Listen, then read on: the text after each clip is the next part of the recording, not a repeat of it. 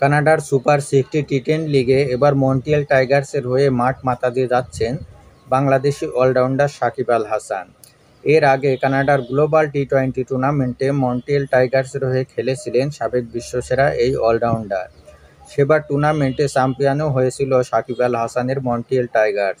এবার সেই একই ফ্র্যাঞ্চাইজির অধীনে সুপার 60 টি10 লিগ খেলতে যাচ্ছেন সাকিব আল হাসান। টি10 ফরম্যাটের এই টুর্নামেন্টটি মাঠে গড়াবে আগামী 8 অক্টোবর থেকে।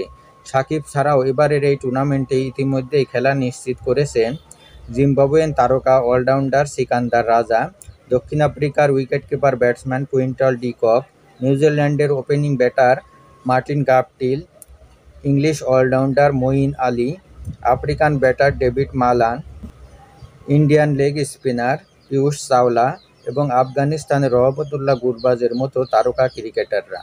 এই লিগে সাকিবের সতীর্থ হিসাবে খেলছেন Tom Moores, Josh Brown, Isuru Udana এবং এন্ড্রু টাইয়ের মতো অভিজ্ঞ তারকারা। বর্তমানে সাকিব ক্যারিবিয়ান প্রিমিয়ার লিগ সিপিএলে অ্যান্টিগা অ্যান্ড বারমুডা ফ্যালকনসের হয়ে খেলছেন। সামনে যুক্তরাষ্ট্রের মাইনর লিগেও খেলবেন তিনি।